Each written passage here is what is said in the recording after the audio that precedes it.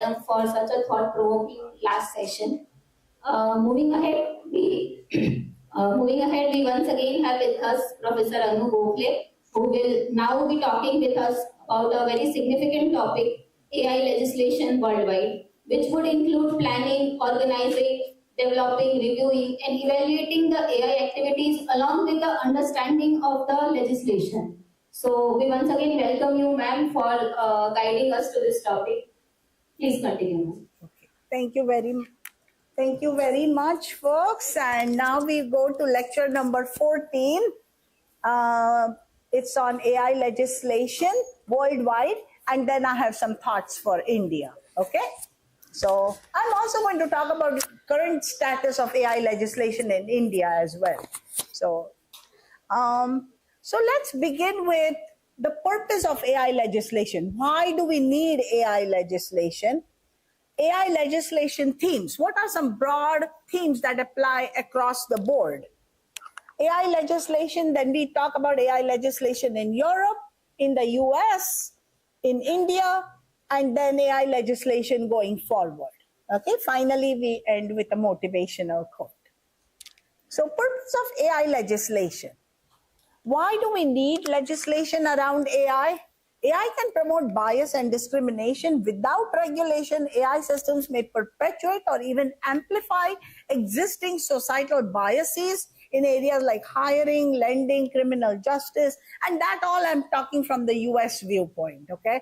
So maybe there are different issues for India, and then you can just substitute that here.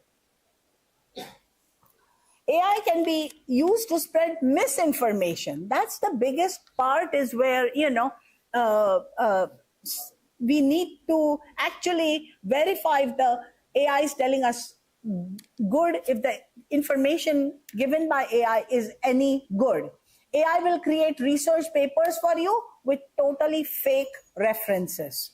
Totally fake. Those references don't even exist, and it will be citing them as if they are, they are published papers. So we have to be very careful about using. So it creates convincing fake content. Okay. And AI could aid the spread of misinformation and potentially destabilize societies and democratic processes, because that's what misinformation is, right? It is going to destabilize the current society. AI could erode individual freedom. Increased government and corporate surveillance by AI systems could potentially reduce privacy. We talked about that. Webcams everywhere, no matter where you go, you're being watched, and there is hardly any privacy. You come into your like your neighborhood, there are cameras there that will watch, which car came in, which car is leaving, so on and so forth. AI could be a threat to security and empower warfare. Development of autonomous weapons. Whenever you deploy drones or something like that for bombs or whatever that are autonomous devices carrying them, then really it doesn't matter. You're not losing your own soldiers. So there is very little that matters to the country that is deploying them, right? So it is sad that, those autonomous weapons can be dangerous to the other side, but, similar AI applications raise serious security and ethical questions that require international regulatory framework. So now we will talk about why. We just talked about the purpose of AI legislation. Now we talk about what are those general purpose themes, okay? At this time, first of all, there is no universal global standard for AI legislation. Okay, nothing global, nothing that applies to the whole world. Okay, every country is trying to come up with its own thing. Consumer protection, preventing AI algorithms from perpetuating or amplifying existing societal biases. Protecting minors from manipulative chatbot systems, for protecting minors who are constantly on the phone, or, we know they are digital device crazy. And so how are we protecting them is a big question. Worker protection from VR and other job performance systems. I mean, virtual reality monitoring everything, and our job performance being evaluated by AI systems. Data privacy, disclosure obligations for AI use in consumer interactions. Disclosure obligations for AI use in consumer. We are trying to communicate with, let's say, regarding a product that you had a problem with, and you are trying to communicate, and AI is recording everything, what you are saying and what is being said to you, so on and so forth. It is a violation of privacy and disclosure obligation. Am I signing something off for somebody to record what I'm saying? That is the question. Disclosure obligations for use of healthcare data. A lot of healthcare data. I understand here it is difficult to get healthcare data. There is HIPAA, HIPAA, which is the regulation where you sign saying my healthcare data will not be released. However, that is only for private consumption. It can be released for research purposes. Okay, so just letting you know, what we are signing is just that it will not be disclosed to any individual person with your name on it, or any organization with your name. So, but it can be anonymously disclosed without your name attached to that data. Somebody can say, oh, a female, this age, has this, whatever that may be. Okay.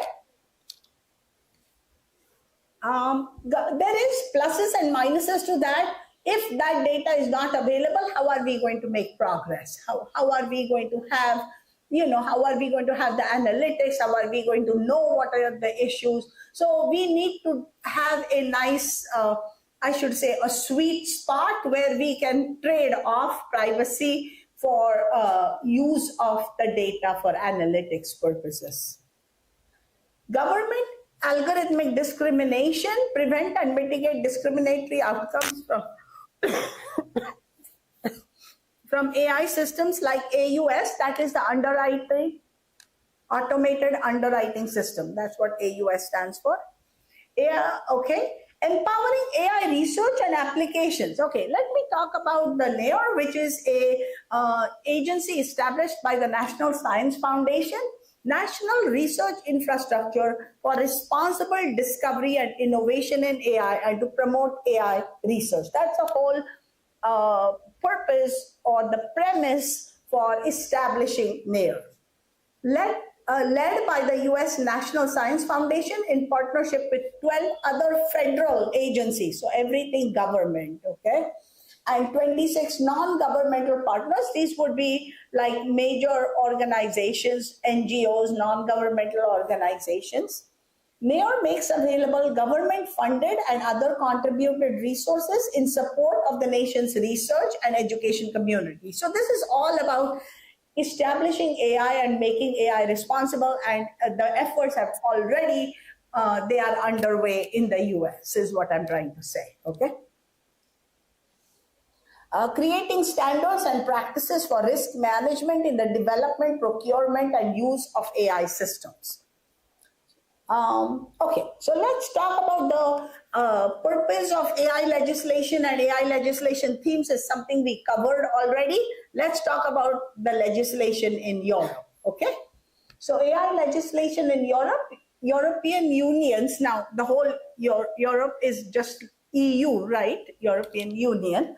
AI Intelligence or Artificial Intelligence Act, or AI Act, categorizes AI systems based on the level of risk they pose, with different rules and obligations for each of these 4 categories, okay? So again, this is all very theoretical. It can be boring. I'm just going to go over it, but we will look at some of the applications later, okay? But kind of bear with me. I'm not the type to just give you like theoretical information, okay? Unacceptable risk and therefore prohibited AI systems, because the risk is unacceptable. That's what it's talking about. Remote biometric identification in public spaces, including law enforcement purposes, it's barred. You cannot do that. That's what it is. Remote biometric identity. Oh, I saw Anu in the stadium there, she was wherever at 7 p.m. No, not permitted is what the legislation says. Okay, so that remote biometric, nobody actually asked me, remote biometric identification in public spaces. Okay, including for law enforcement purposes. So let's say some police are trying to catch a criminal. They can't even do that for the criminal. Okay. Emotion recognition in workplaces and educational institutions. If you are in my class, say, and I say, hey, who's attentive and who's kind of, goofing away or, doing drowsy or whatever, I cannot say, oh, this person, that person, I'm going to definitely grade down only because that person is not attentive. No, the person may be sleepy that particular day, goes home, studies a lot, reads comes back all up to date. There's no reason for us to be biased that way. So emotion recognition in workplaces, somebody may be having a bad day that day. Something didn't go right at home. And so you are just not, that happy person that you normally are at work. And then people say, oh, that person needs to be penalized because not smiling, just in a bad mood, that kind of thing. So that is prohibited, is what I'm trying to say, according to the EU AI Act. Emotion recognition in workplaces and educational institutions. Predictive policing is prohibited, okay? Oh, this type of person, most likely this one did it. 3 people, I know for sure this one must have done it. Why? What proof do you have other than some innate bias that what police may have, correct? Okay, there is no evidence. So predictive policing. High-risk AI systems are subject to stringent requirements. So actually, I would say Europe is very, very careful about protecting society. So this is one of the, among the US laws and Europe laws, I would say Europe is more stringent in terms of its laws or legislation. High-risk AI systems are subject to even stringent requirements. AI used in healthcare diagnostics, essential financial services like credit scoring. So, those are important financial, who gets the loan, who gets approved for something, whatever that may be. And law enforcement and judicial system. So very, very stringent requirements for all of these in the European Union. We covered only 2 categories, unacceptable risk and therefore prohibited AI systems. High-risk AI systems are subject to stringent. Now we cover the other 2. Okay, so that's why slide number 2. So those 4 third category, limited risk AI systems have transparency requirements. So it really depends on the risk level. If you really see the way the 4 categories are, it is on high risk, medium risk, limited risk, and then low risk. Okay, so limited risk systems have transparency requirements. At least tell people that you are doing it, is what the transparency is about. These systems must inform users that they are interacting with an AI. Okay? AI chatbots would be an example of it. Minimal risk is very little risk. Okay, so very little risk, limited risk, high risk, very, very high risk. Okay, so those risks, the 4 categories that EU uses are basically based on risk to the person or individual.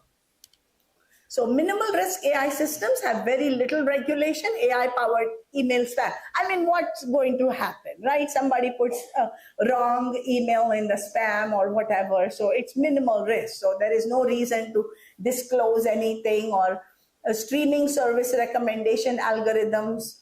EU AI Act's risk-based approach aims to ensure responsible AI, uphold ethical standards and address risk in AI development and use, foster innovation while protecting fundamental rights. So that's the whole idea of AI, how AI legislation happens in the European Union. Okay. Now, legal challenges for AI applications in healthcare. Here's a case study from UK, okay, which is part of the European Union. Well, not European Union, it's part of Europe, but not EU.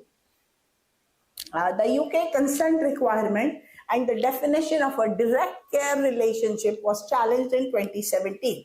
The case study alleged that the Google DeepMind one of the AI tool, did not have a direct patient care relationship with every patient included in the data shared, and thus they held data on millions of Royal Free Hospital patients and former patients since November 15 with neither consent nor research approval. So can you imagine you go to a hospital and your data is disclosed to AI? That's it. That's what happened. And that was the legal case. Implications for the world, and there's a reference for that I provided. Implications for the world underscores the need to examine current privacy laws to determine how they may apply to AI applications, right? Who has access, how much access, so on and so forth. So AI legislation in the US, hey folks, would you go from behind? If you are late, you cannot come from the front. Is that clear to everybody?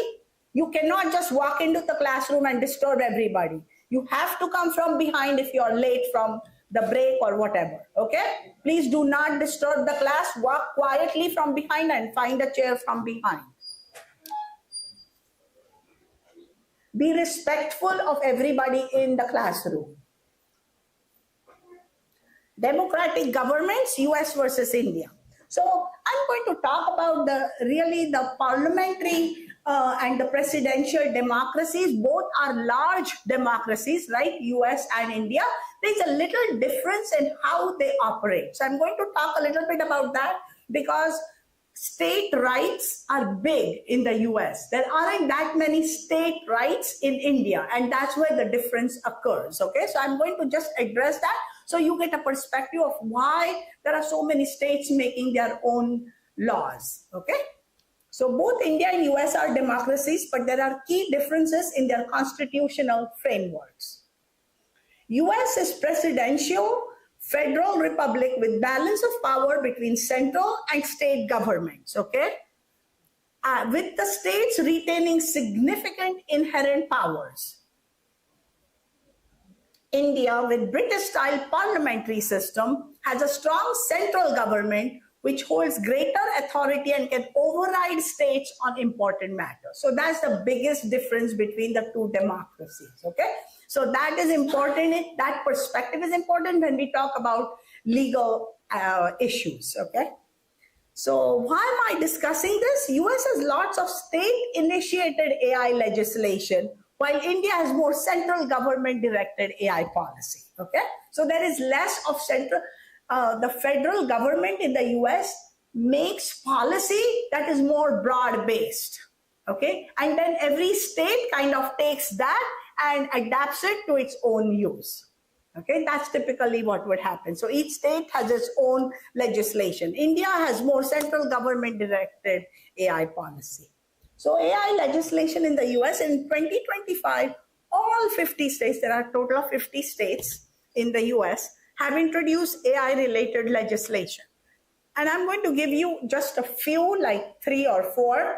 Arkansas, for example, law clarifies the owner of AI generated content, person who provides data or input to train a generative AI model, or an employer if the content is generated as part of employment duties. Get it, folks?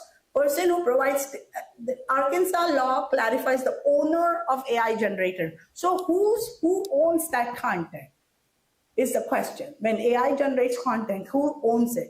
So the person who provides data or input to train a generative AI model, okay, would own it, or an employer if the content is generated as part of your work duties.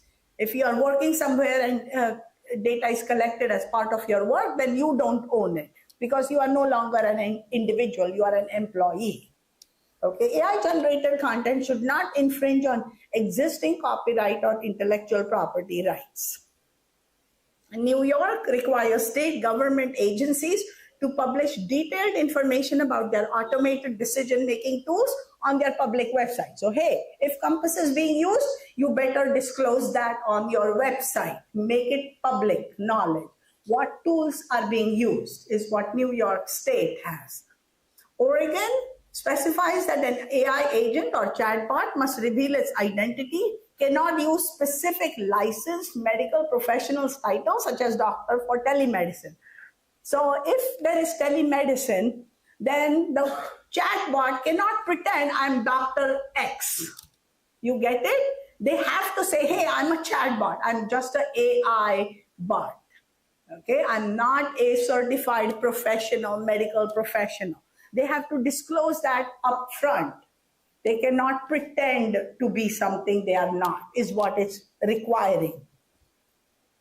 Because companies and hospitals may launch these tools and then not even try to disclose that they are, AI tools. Here are 3 examples of AI legislation in Illinois and proactive steps organizations could take. So here's a 2023 state bill. The bill basically prohibits the use of proxy variables like race and zip code to assign risk factors to a consumer. An entity using AI systems that violate the provisions commits an unlawful crime. Remember a while ago I mentioned an example to you where the person's just the name, the address, which is the zip code. Okay, it's like a PIN code. Zip code and PIN code are the same. And how was the race is probably, with the name and where you, and the neighborhood, which is your zip code. Those can be those are proxy variables. Nobody's directly asking you for anything, but then they can be risk factors for unlawful practice. Okay. Solution: curate the data set and input parameters utilized by the AI system to alleviate proxy discrimination. De-identifying the data before it is uploaded into the AI database may be the responsibility of a HIM, which is Health Information Management, which is also a separate field, or third party. So more examples: maximum patient assignments to a registered nurse. So a nurse, you can only see so many patients. You cannot see unlimited patients. Hey, we don't have staff today. Can you see 10 more patients? No, that's not permitted. Okay, that kind of thing. Establish validity of operating models. Requires a hospital to confirm that diagnostic algorithm performs same or better than traditional methods. So many times they will use, the doctors themselves will use a diagnostic algorithm and say, oh, that okay, looks right, and they will use the same. Okay, so then the patient has to know that that was used. Analyze performance metrics such as area under the receiver operating characteristic curve. You may remember we talked about that, right? Is one of the scientific metrics. Sensitivity, specificity, or the Uden index. Okay, this is a really good one. It's a sad thing. It's sad, but it is real. It happened. This is within the last week. Okay, this is. I wasn't watching it. My family was watching it, and I was told that, so I'm like, oh, that is so appropriate for this class. So we are going to look at this video, okay? Mother sues AI chatbot company over son's death by suicide, okay?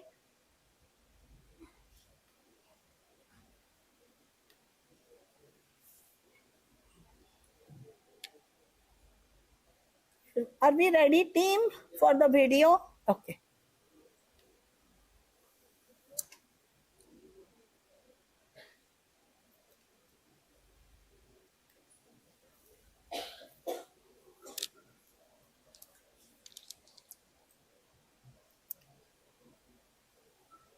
The regenerative farming practices Ads, okay. sustainable way to cultivate wild farm. We're seeing higher yields, greener estates, and it's happening one farm at a time. I had no idea the psychological harm that an AI chatbot could do until I saw it in my son and I saw his life turn dark. When Adam worried that we as parents would blame ourselves at the end of his life, ChatGPT told him, that doesn't mean you owe them survival, you don't owe anyone that. Then, immediately after, offered to write the suicide note. In a reckless race for profit and market share, they treated my son's life as collateral damage. Now exactly, parents, sounding off on Capitol Hill today about the dangers of AI chatbots after they say their children were harmed or died by suicide because of these platforms. Among those testifying, Megan Garcia, whose son, School Spencer III, was just 14 when he died by suicide in February 2024. Garcia is now suing Character AI, a chatbot app that she says her son was messaging with moments before his death.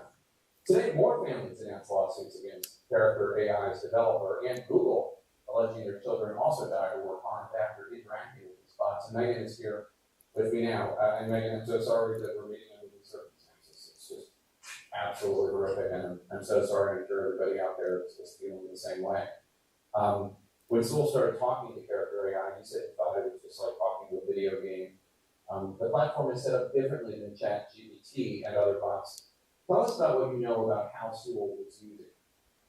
I understood that he was using an AI product, but my limited understanding of what AI was at that time led me to believe that it was some like an avatar or something that does not. I had no idea that it had the abilities that this product actually had, of having human-like conversations, mimicking human behavior, and even drawing the user, my son, into conversations that led him to commit emotional reaction to the chatbot. You're suing Character AI, alleging that the company knowingly failed to implement proper safety measures that would have prevented this horror from happening to Sewell, to your family. Character AI told CNN that the company does not comment on pending litigation, but wrote in a statement, quote, "Our trust and safety team has implemented numerous new safety measures, including a pop-up directing users to the National Suicide Prevention Lifeline that is triggered by terms of self-harm or suicidal ideation." Do you think that those safety measures that they started, that they've implemented since Sewell's horrific passing, do you think that goes far enough? Is that enough? I do not. Those safety measures were implemented on the eve of the lawsuit coming out last October. They have the ability to put those safeguards in place. For this tragedy, they chose not to. For whatever reason, they chose not to. After the lawsuit, then they have more safety precautions, such as a suicide chatbot pop-up that comes up. However, there's reporting and studies that show that those safety measures are not always, they don't always work. Yeah, I mean, I would think that a young, impressionable mind, a 14-year-old here, might think that the chatbot is real and some pop-up ad is just an ad. Part of the problem is the characters are designed not to break character. So in the case of my son, when he was talking about his suicidal ideations, the character didn't break character. He didn't stop and say, "I'm not a human, I'm an AI. You need to talk to a human and get help." He just continued to pretend to be the person that it was pretending to be. And that's part of the problem that they don't, my son did receive a pop-up for suicide prevention hotline, and he continued the conversation. You testified today before Senate Judiciary Committee subcommittee. What regulations or federal pressure do you think might be effective to stop this from happening again? It's so awful. And I hear your story, I hear Sewell's story, and I think that for the grace of God, this could have been any child, it could have been any. A large part of the danger is in the design of the product, because the goal of the companies is to maximize engagement.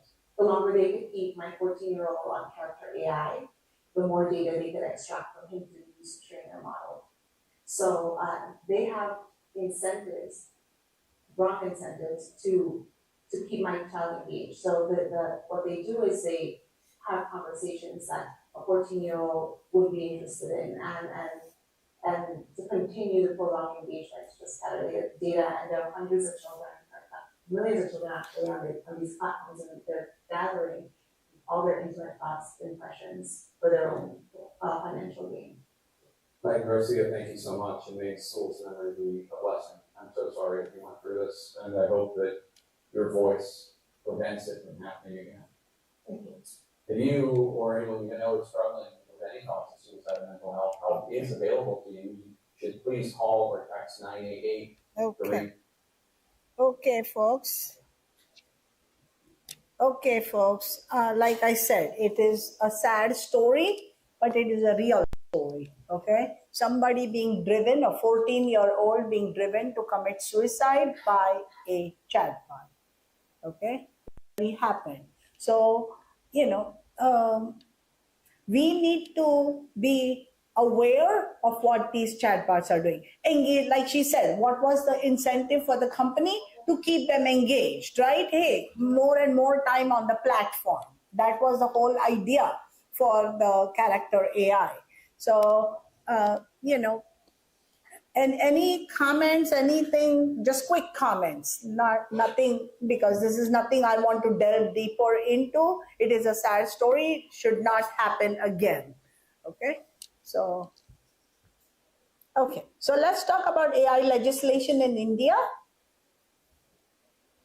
India's approach to AI legislation, more decentralized and driven by the private sector. That's what the government approach is.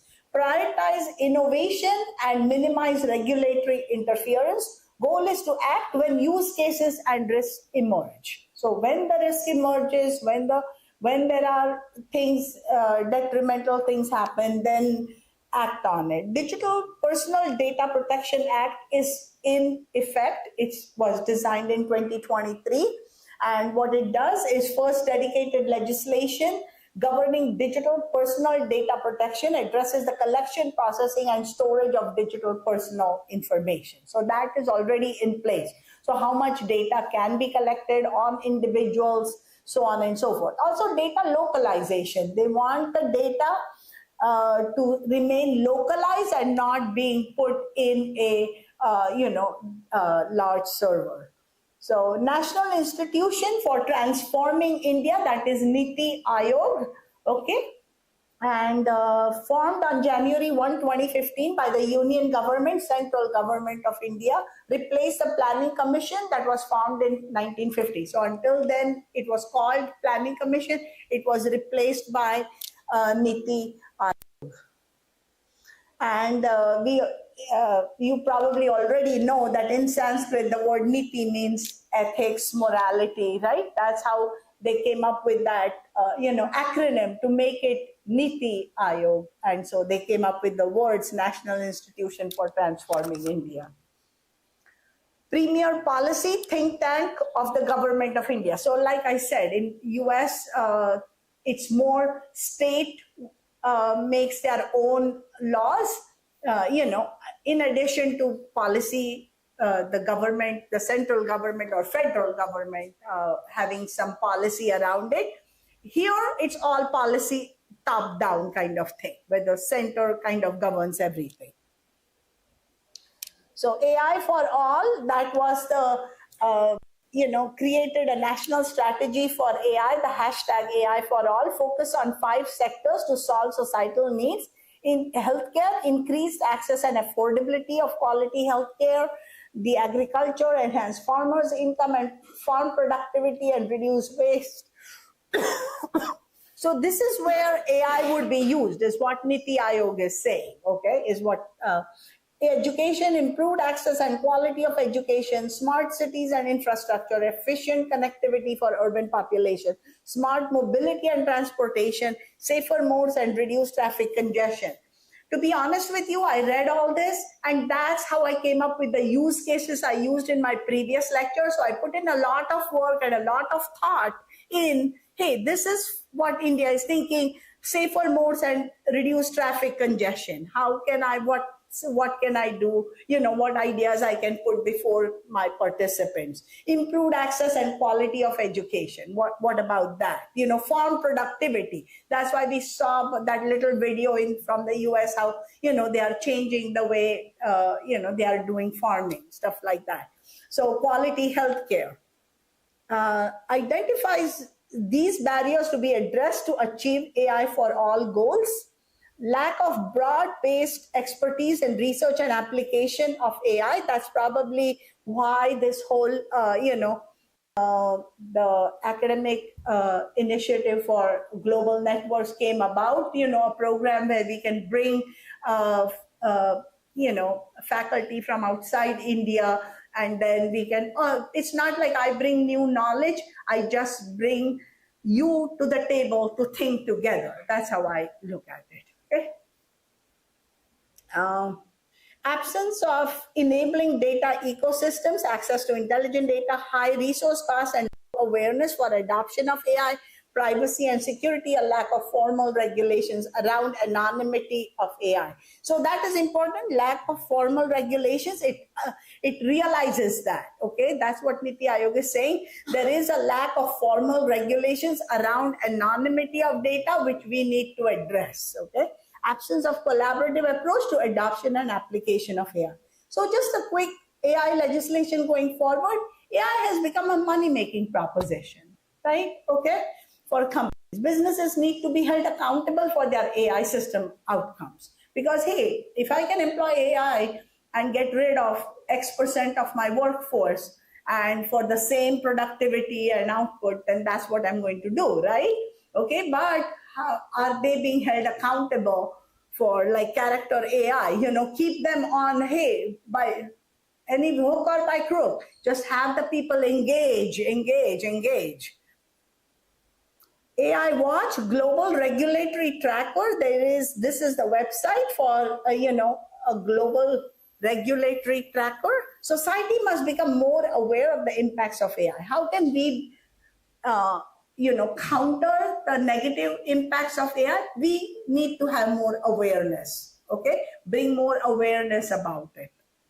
So let's end with a motivational quote by Gautam Buddha. Who else? The mind is everything. What you think, you become. So if you can think of a solution for a problem, of a situation, you can definitely do it. So I wanted to end on that quote.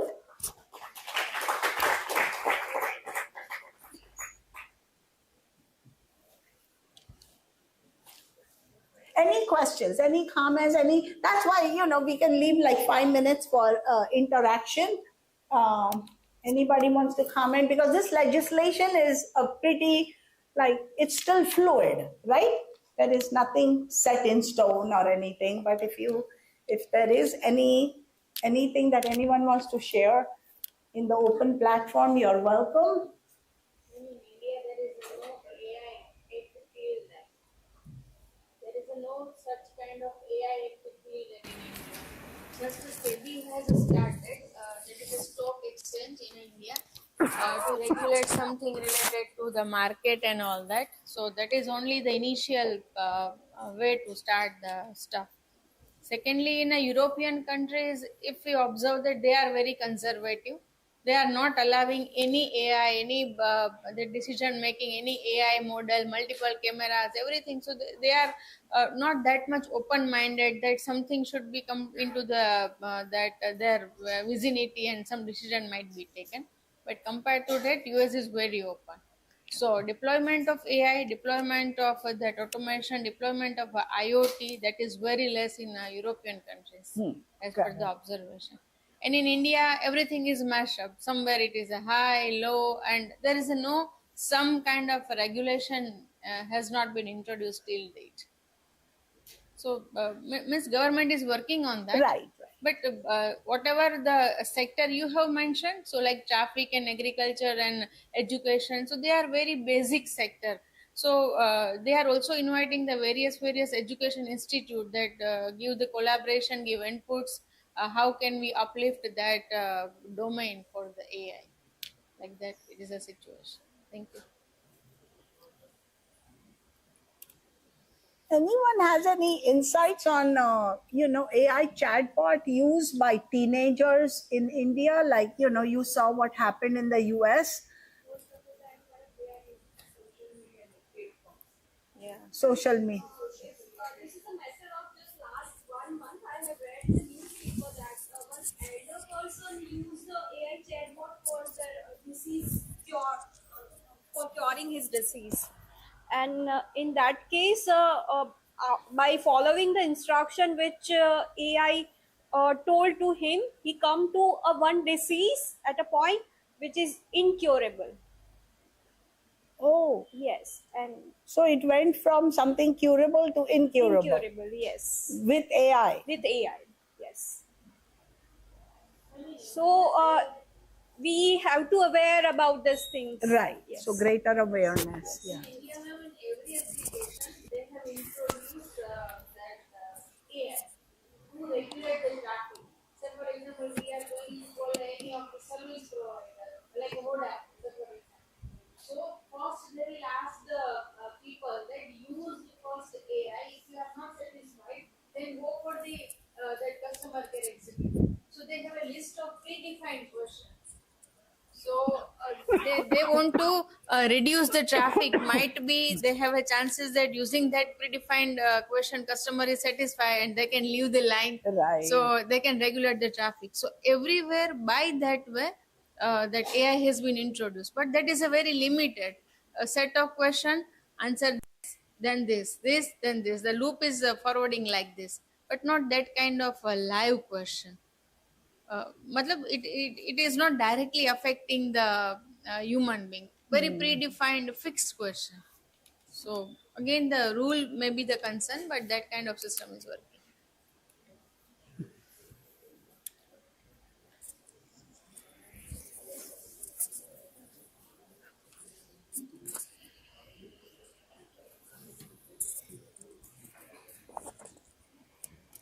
Now, would like to say something about the uses of AI in healthcare center. Uh, so use AI tools just as an advisor. Don't allow.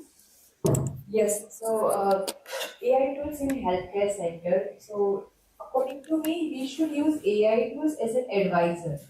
Don't allow AI system to be your doctor. The Right. issue with the patients or the people are that based on the different disease symptoms, AI will suggest few remedies and the disease detections. But it may happen that your symptoms doesn't fall to the category of the disease which is been given by the AI system. So please remember, each and every one, or you can spread this information to all who will be in touch with you, that AI should be given as an advisor. So whatever the advice or whatever the suggestions has been given by the AI system, use it just as a reference. Don't say that or don't conclude that the whatever reply is given by the AI chatbot or AI system is like a true advisor. Right, but that we have to be protective of not the people who are aware that we should use AI in a certain way, but the people, the vulnerable population that actually may end up using AI, like you said, that elderly person and was so, like, so that would be the message. That something we can take away from this is that from the video that we watched, that we all are responsible for everything that happens in our society. So we all can be held, So how can we make the place a better place? Okay. How can we make the country a better place for its citizens? And one more thing, that most of the time we are spending our quality and quantity amount of our time just for scrolling down the different social media activities.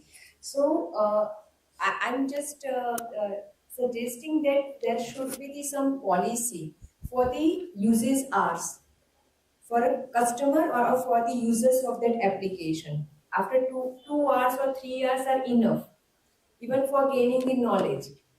See, madam, as being a teacher, what I have experienced that the students are spending 8 to 9 hours in a day just for scrolling the different activities on the social media. I'm not blaming any social media platforms, but at least have some corrective measures so that the students can use it in a productive way.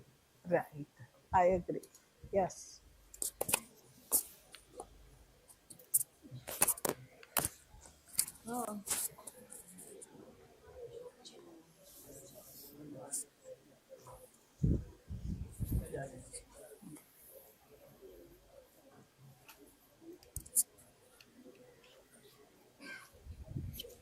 Ma'am,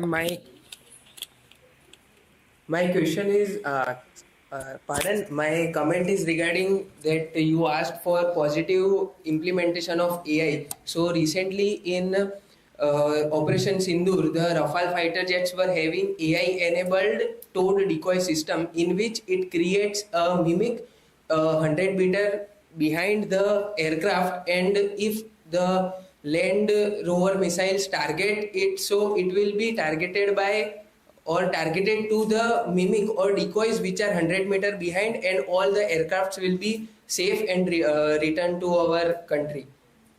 Beautiful, beautiful, beautiful. Those are the type of applications we need for AI, right?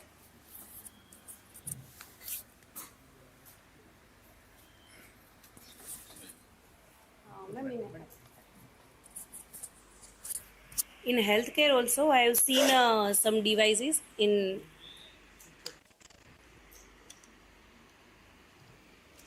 healthcare. I have seen some devices means in which you just means stand in front of camera, and if the resolution of camera is high and the model is trained well, then you get all the details of your reports, means heart rate, blood pressure, diabetes, sugar, everything, even stress measurement is also there. Just one limitation I have seen in that type of devices, it is just not trained at required accuracy.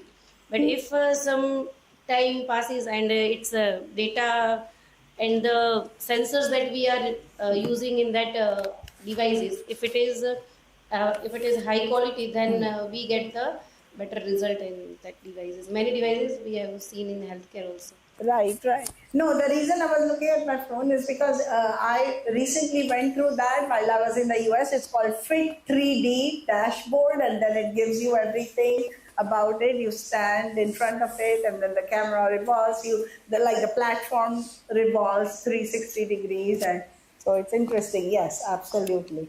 Okay, we can conclude, and let's continue this discussion over lunch. And we are ending at 12:30. Let's 12:32, so a little 2 minutes beyond. But still, let's all come back at 1:30, and that's when Dr. Makwana is going to present. He's speaking. So.